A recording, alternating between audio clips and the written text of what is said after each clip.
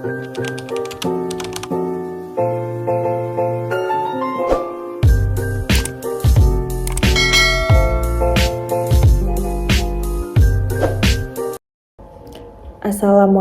warahmatullahi wabarakatuh.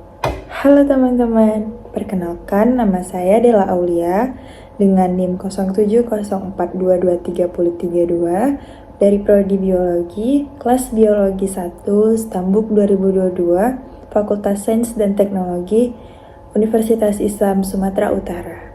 Nah, teman-teman, di sini saya akan memaparkan materi mengenai organogenesis turunan endoderm, yaitu perkembangan sistem pernapasan. Baik, untuk mempersingkat waktu, langsung saja ya kita saksikan video ini. Nah, sebelumnya teman-teman udah tahu belum apa itu organogenesis? Nah, organogenesis adalah proses pembentukan organ dari 3 lapisan germinal.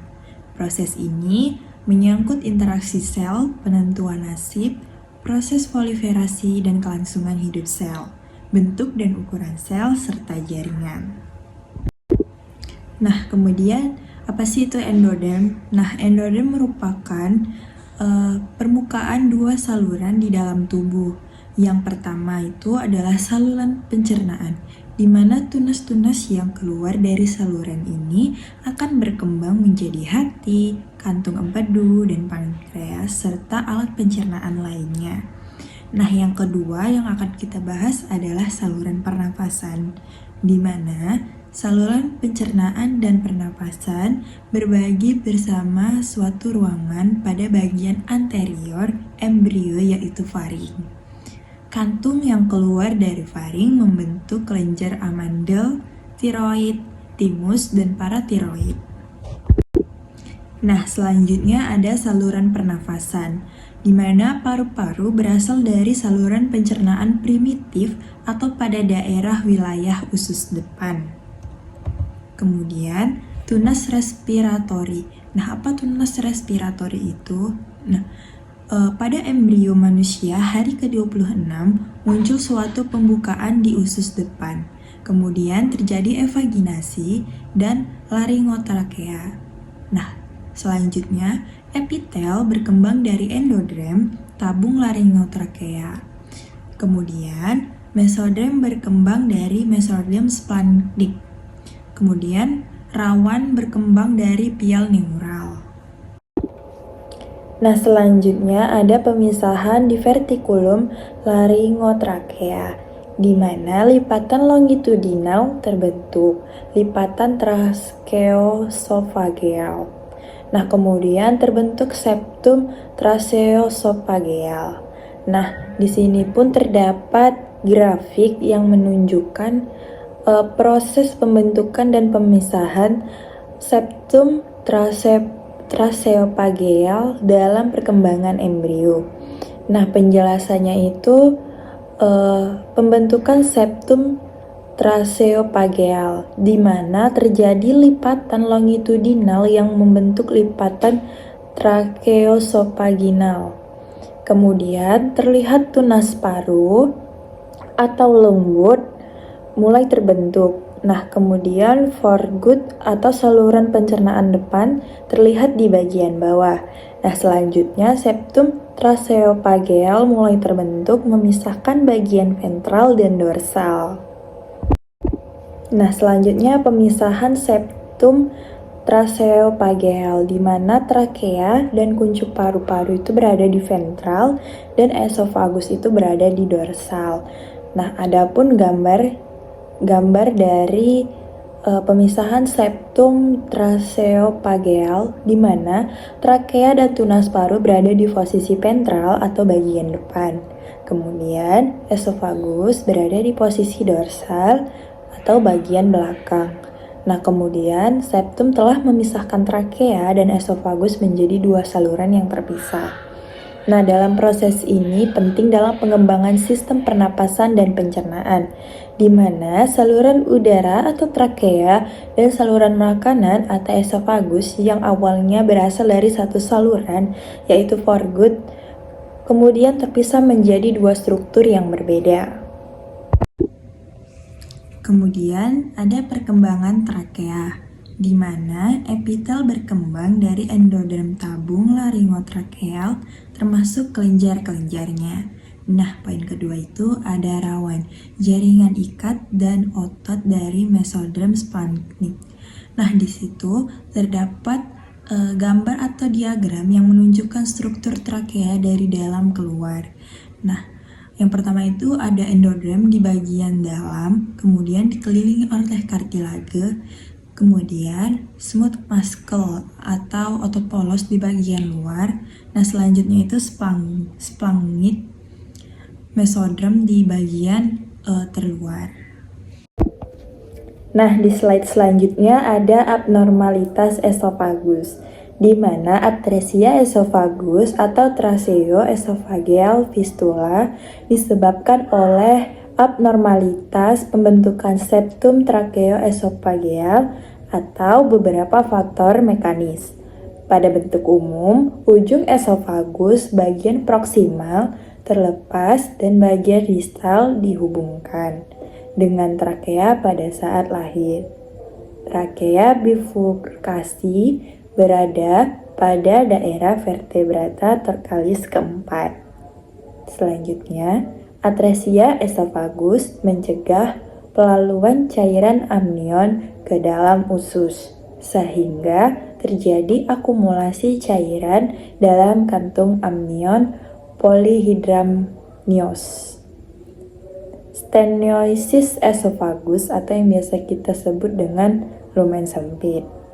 Nah, di sini terdapat gambar.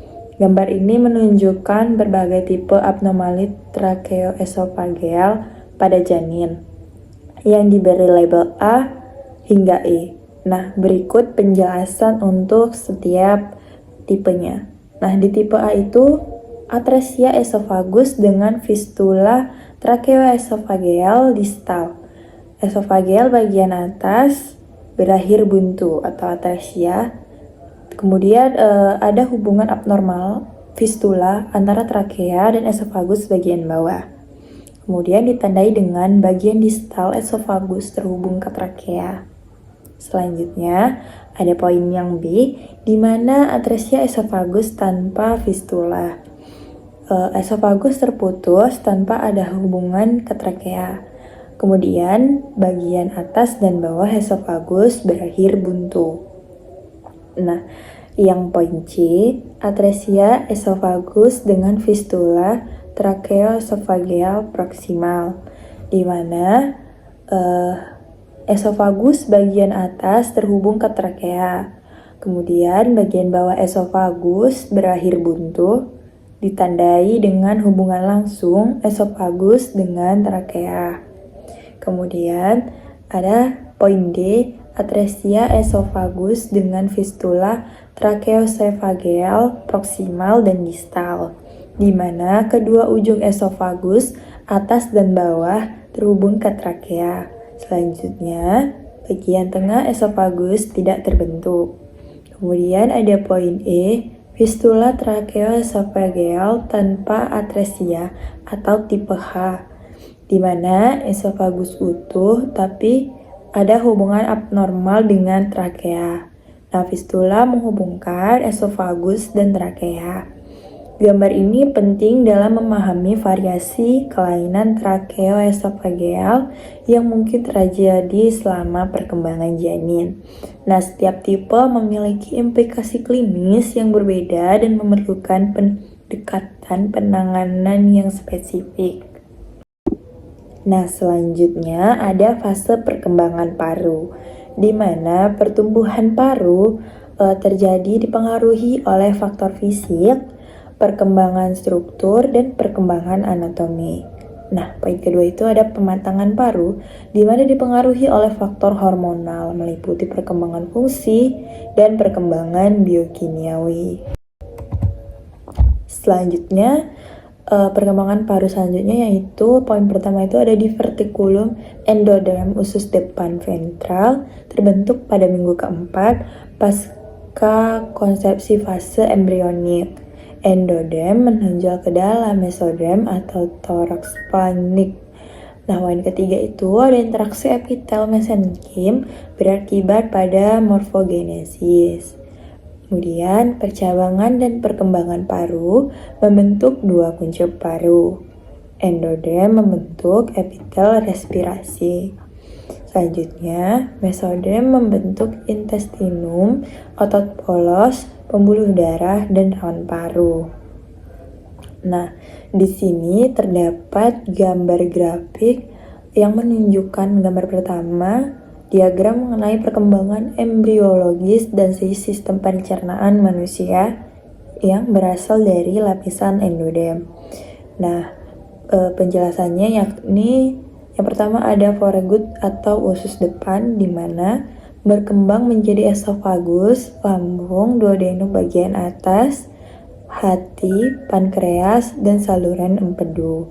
Nah, yang kedua itu ada midgut atau usus tengah, berkembang menjadi sebagian duodenum, jejunum, ileum, usus buntu, atau sesum.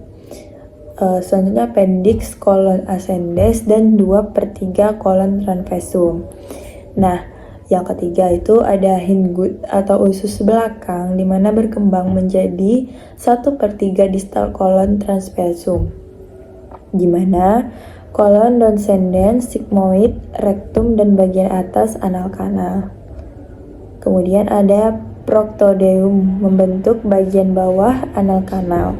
Yang kelima ada stomodeum membentuk rongga mulut primitif. Nah, selanjutnya, diagram ini juga menunjukkan perkembangan organ-organ lain seperti hati dan pankreas yang berkembang dari di ventricle duodenum. Kemudian, kelenjar ludah yang berasal dari epitel rongga mulut. Kemudian, trakea dan paru-paru yang berkembang dari tunas respiratori. Nah, selanjutnya gambar ini penting untuk memahami asal-usus embriologis sebagai bagian dari organ dalam sistem pencernaan dan pernapasan, serta hubungan perkembangannya satu sama lain. Pemahaman ini sangat berguna dalam bidang embriologi dan perkembangan manusia. Nah, selanjutnya ada gambar B, di mana gambar ini menjelaskan perbedaan antara esofagus dan trakea dalam sistem pernapasan dan pencernaan manusia. Nah, diagram ini menunjukkan diagram pertama, sebuah tabung tunggal berwarna kuning. Nah, diagram kedua itu tabung kuning dengan struktur biru di bagian bawah yang mulai bercabang. Diagram ketiga itu tabung kuning atau yang kita sebut dengan esofagus dan struktur biru yang bercabang sepenuhnya atau trakea. Jadi di kedua ini perkembangan dari trakea itu belum sempurna seperti itu. Nah, di mana esofagus adalah saluran yang menghubungkan mulut ke lambung, berfungsi untuk mengangkut makanan. Trakea adalah saluran udara utama yang bercabang menjadi bronkus, membawa udara ke paru-paru. Gambar ini juga mengilustrasikan bagaimana kedua saluran ini terpisah. Dengan esofagus di belakang trakea, ini menunjukkan mengapa kita bisa bernapas dan menelan secara terpisah tanpa tersedak dalam kondisi normal. Nah, perkembangan paru selanjutnya yaitu kedua kuncup paru membentuk, kanan menjadi 3 bronkus utama, kiri membentuk 2 bronkus utama. Nah, gambarnya itu bisa dilihat pada gambar pertama. Kemudian terdapat gambar selanjutnya yang menunjukkan 3 variasi anatomi dari kelainan tracheophageal pada janin yang diberi label A, B, dan C, di mana poin A itu esophageal fistula, di mana terdapat hubungan abnormal atau fistula antara esofagus dan trakea. Kemudian, esofagus bagian atas berakhir buntu atau atresia. Selanjutnya, terdapat kantung buntu atau pouch yang disebut dengan respiratory diverticulum. Nah, gambar yang B atau foregut menunjukkan tahap awal perkembangan saluran pencernaan atas, dan belum ada pemisahan yang jelas antara esofagus dan trakea. Kemudian gambar yang C itu normal, di mana menggambarkan anatomi normal. Esofagus dan trakea terpisah dengan sempurna. Trakea berada di anterior atau depan esofagus. Kemudian lumbut atau tunas paru mulai terbentuk dari trakea. Gambar ini mengilustrasikan perbedaan antara perkembangan normal dan abnormal dari sistem pernapasan dan pencernaan bagian atas pada embrio. Kelainan seperti yang ditunjukkan pada A dapat menyebabkan masalah serius pada bayi yang baru lahir, sementara B menunjukkan tahap perkembangan yang belum selesai. Kemudian yang C menggambarkan hasil akhir yang diharapkan dari proses pengembangan normal. Nah, selanjutnya ada gambar yang menunjukkan tahapan perkembangan sistem pernapasan manusia mulai dari fase awal embrio hingga struktur paru-paru yang matang. Nah, berikut ini penjelasan setiap tahapnya, di mana yang tahap A, paring dan lumbut atau tunas paru mulai terbentuk. Kemudian di gambar B terbentuknya tracheophageal septum yang memisahkan trakea dan esofagus, serta munculnya bronchial buds. Kemudian pada poin C, esofagus dan trakea terpisah sepenuhnya dengan splanchnic mesoderm di sekitarnya. Poin D, trakea bercabang menjadi bronkus primer kanan dan kiri. Nah, selanjutnya di poin E itu bronkus primer mulai bercabang lagi. Kemudian pada gambar F, terjadi percabangan sekunder bronkus membentuk struktur yang lebih kompleks. Di poin G, struktur paru-paru yang sudah matang menunjukkan bronkus kanan dan kiri. Kemudian lobus paru-paru, di mana kanan itu lobus superior, tengah, dan inferior, di mana kiri itu lobus superior dan inferior. Nah, gambar ini mengilustrasikan bagaimana sistem pernapasan berkembang dari struktur yang sederhana menjadi sistem yang kompleks dengan banyak percabangan, memungkinkan pertukaran gas yang efisien di paru-paru. Selanjutnya ada perkembangan paru pada minggu keempat sesudah konsepsi dan diteruskan sampai lahir. Pada umur kehamilan 30 minggu belum terdapat alveoli sejati, di mana ukurannya masih 0,3 meter persegi permukaan paru. Kemudian 25 mili volume parunya. Nah, pada bayi manusia memiliki 50 juta alveoli. Kemudian permukaan parunya adalah 3 meter persegi, di mana volume paru-parunya itu 150 hingga 200 mili. Sedangkan pada organisme dewasa terdapat 300 juta alveoli, 75 sampai 100 meter persegi permukaan paru, dan 5.000 mili volume paru. Di mana di sini juga terdapat gambar yang menunjukkan sistem pernapasan manusia mulai dari trakea hingga alveoli.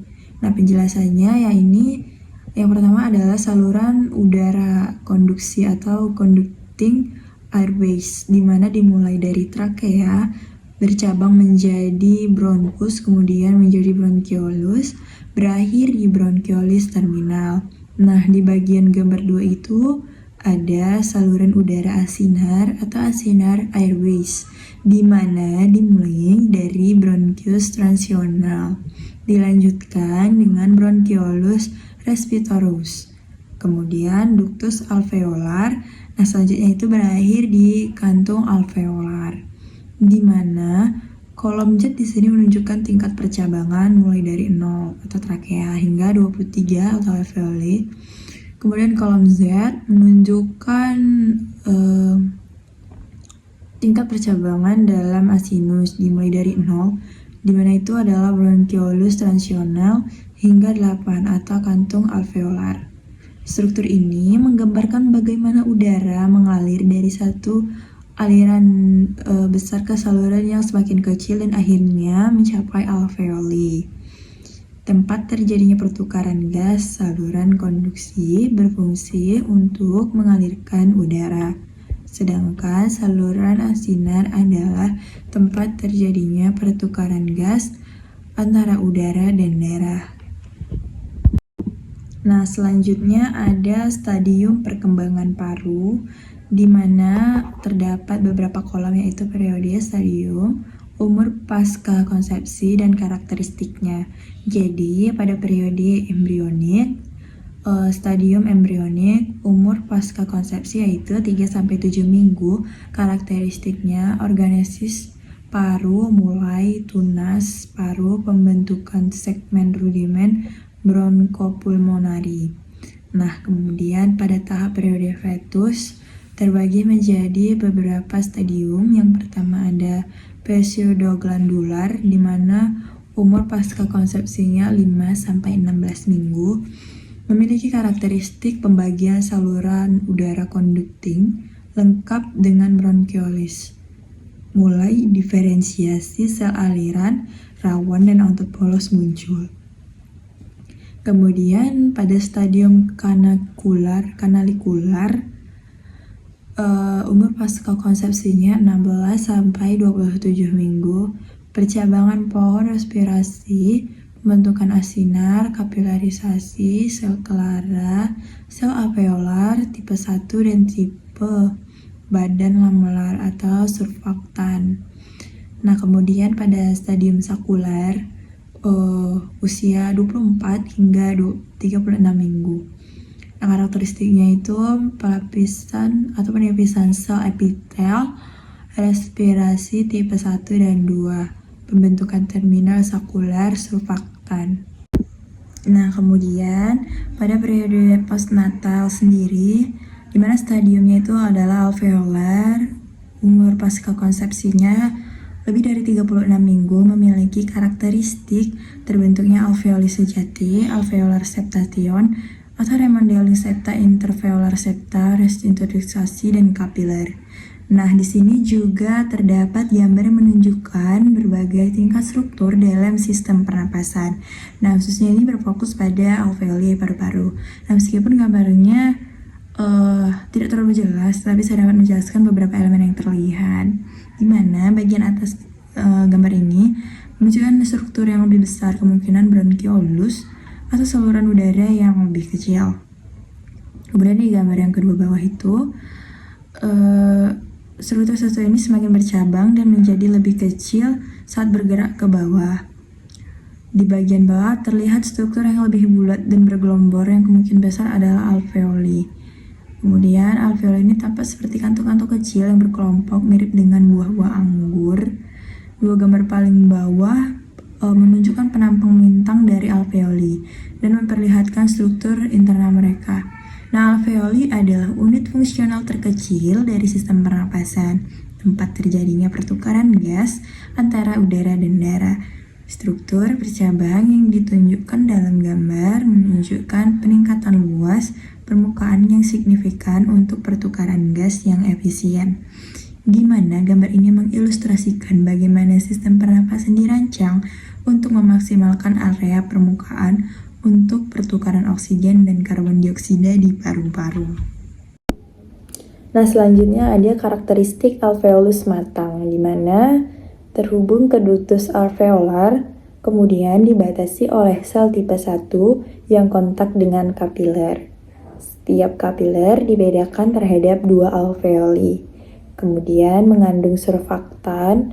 Yang ketiga, memiliki interkoneksi dengan alveoli di sebelahnya melalui porikon. Selanjutnya ada abnormalitas paru, di mana abnormalitas paru ini terdapat beberapa poin. Yang pertama, sindrom respiratory distress atau RDS. Nah, 50% ini karena defisiensi surfaktan. Yang kedua adalah glukokortikoid, stimulasi produksi surfaktan secara rutin digunakan untuk mencegah RDS. Nah, selanjutnya itu adalah hipoplasia paru. Di sini terdapat gambar hipoplasia paru, di mana struktur yang normal memiliki ukuran yang sama, sedangkan yang mengalami hipoplasia paru memiliki ukuran paru yang sebelahnya itu berbeda. Jadi sebelahnya besar, nah sebelahnya itu ukurannya kecil. Nah, selanjutnya adalah congenital diaphragmatic hernia.